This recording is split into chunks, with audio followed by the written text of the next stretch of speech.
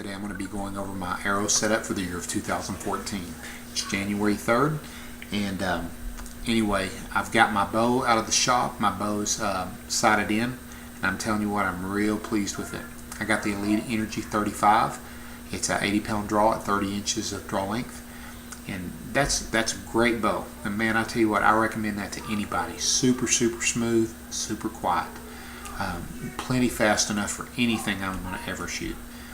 But the problem is I didn't have any good arrows. Well, so I went to the same place that I bought my bow.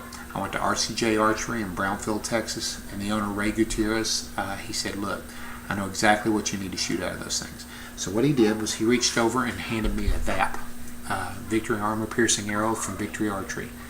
Guys, I went ahead and bought 6 of them just off his recommendation. This guy hunts more in a year than most guys do.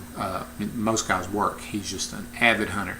And the man's a bow mechanic par excellence. I recommend his shop if you're in the area. But anyway, this VAP is a very narrow diameter, and it's got real thick walls to it, so it makes it rigid. It's got real good structural integrity. This insert is as wide as a ferrule at the tip, and it narrows down to the diameter of the shaft. Now, what that does is if you screw on a field point or a broadhead, now look, see how that field point does? The field point is thick up here and it narrows down and it seamlessly flows into this insert, and then this insert flows into that narrow diameter. So what happens is when you're penetrating, boom, it opens up that wound and it just slides right through because it's got less bearing surface, okay? So that energy is less interrupted than it is with a standard full thickness shaft, okay? Now, there's a lot of good full thickness shafts out there, and there's a lot of good narrow diameter shafts out there too. But you put this arrow with that Elite Archery 35, and it's like putting peanut butter and chocolate together. You know, hey, you can put chocolate or peanut butter with a lot of different things, but you put the two together, hey, you got Reese's, right? So that's kind of what you're looking at with this. They just fit together, and man, this thing's quiet.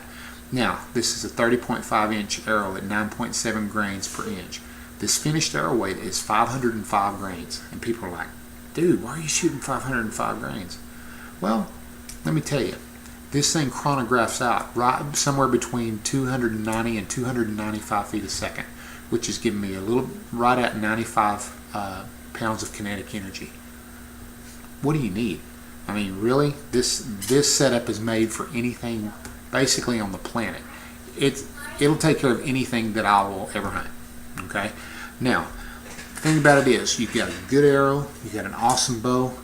What in the world do? You got to find an awesome broadhead, right? Well, you know, it's kind of like some people like Chevy, some people like Ford. Both good vehicles, right? Well, there's a lot of broadheads that would work on this thing. But what I decided to go with this year for my hunting purposes, I'm gonna go with that right there. The Toxic Broadhead from Flying Arrow Archery. Now, Ray was telling me, he said, I just shot a pig with one of these, and he sent me the photos. I couldn't believe the damage this thing did to the ribs of that thing. And that thing bled out like it was, you know, going out of style.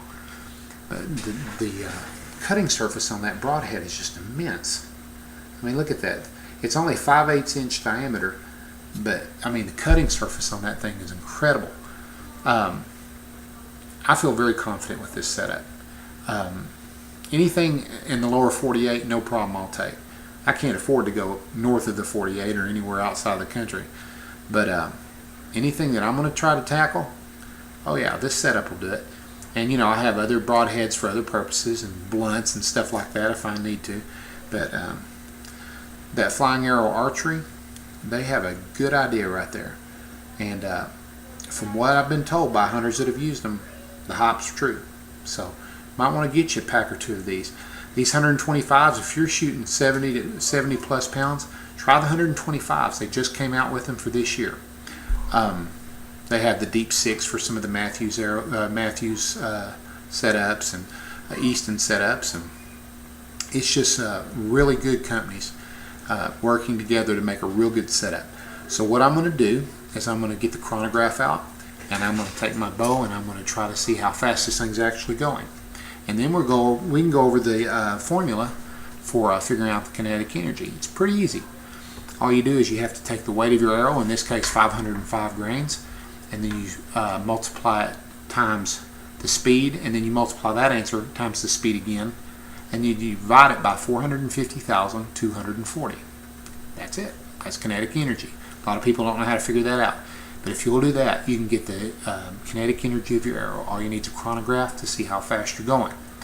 And that's the speed. That's a lot of hype, guys. The speed does help. Okay, it does help, but it's not the killing factor. I can take a dowel peg, and I can draw back that dowel peg and throw it as hard as I want to, and it's going to go fast. But when it hits you, it might sting a little bit. Okay, no problems. I get a 2x4, and I pick it up, throw it with the same amount of force. It's not going to go near as fast, but boy, when it hits, you're going to know it, at least briefly. And that's the same way it works with arrows, guys. That 350 grain arrow, it looks real impressive when you shoot it through a chronograph, okay? But it's going to be louder, and it's not going to do quite as much damage as far as penetration goes when it hits its target. So consider these. They are heavy, but I'm telling you, if you've got a bow that can handle it, this will get the job done. Guys, I can't wait to get the chronograph out and show you how fast that thing's going. But as soon as we do, we'll try to get up in a tree stand and drop some pigs.